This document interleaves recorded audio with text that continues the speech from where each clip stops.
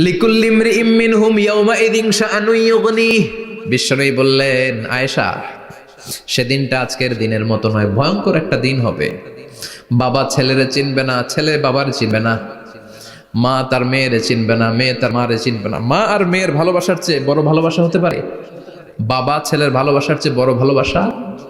স্বামী স্ত্রীর ভালোবাসার চাইতে বড় ভালোবাসা দুনিয়ায় আছে? স্বামী স্ত্রীরে চিনবে না, স্ত্রী স্বামীকে চিনবে না,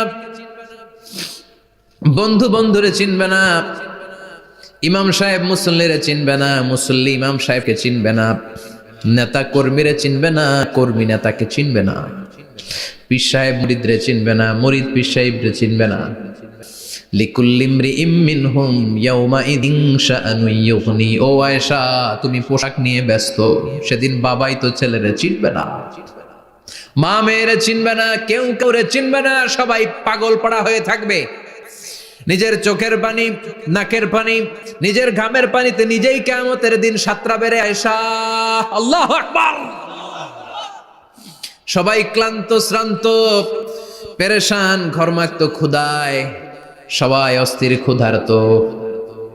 সূর্যটা মাথার একেবারে কাছে চলে আসবে, সূর্যের তেজদীপ্ত তাপে মাথার মগজগুলো ভাতের মাড়ের মতো গলে গলে নাকের ছিদ্র, কানের ছিদ্র দিয়ে বেয়ে বেয়ে পড়বে। কেন ইমাজিন, চিন্তা করতে পারেন? জিহ্বাটা কুকুরের মতো ঝুলতে থাকবে, নাভির সামনে এসে নাভিস্থল পর্যন্ত জিহ্বাটা ঝুলতে থাকবে। সবার মুখে চিৎকার, ইয়া নাফসি আল্লাহ বাঁচাও। কানা মিকদারুহু 50,000 সানা, 50,000 বছর হবে কিয়ামতের সেই দিনটা। পাগল হয়ে যাবে, পাগল। আমি মুখোমুখি হতে যাচ্ছি সেদিনের, আপনি মুখোমুখি হতে যাচ্ছেন, আমরা সবাই সেদিনটা দেখতে যাচ্ছি। চিল্লায় এখন ঠিক কিনা? ও আয়েশা, লিকুল্লি ইমরিইম মিনহুম ইয়াওমাইযিন শাআনুন ইউগনি।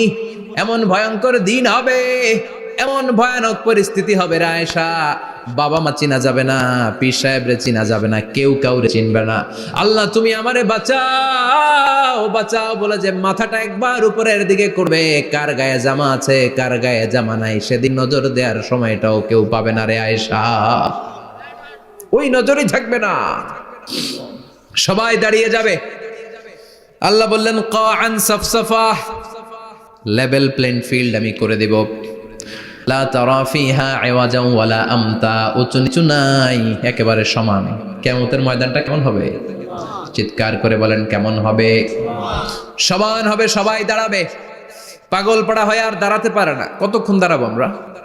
50,000 বছর আমাদের দাঁড়িয়ে থাকতে হবে। মানুষ পাগল হয়েছে, সাইয়েদনা আদমের কাছে যেয়ে বলবে, আবাল বাশার, ও সব নবীদের পিতা, আদি পিতা, আর তো দাঁড়িয়ে থাকতে পারি না, আল্লাহরে বলেন বিচার কার্য শুরু করতে। এসপার ওসপার একটা হয়ে যাক, হয় জান্নাতি নয় জাহান্নামী, আগে বিচার শুরু করতে বলেন। সাইয়েদনা আদম বলবে, আমি পারবো না, কারণ নবীও উম্মত চিনবে না, উম্মত নবী চিনবে। সবার এক জিকির, ইয়া নাফসি, সবার জিকির কি? আরো জোরে বলেন, কি জিকির?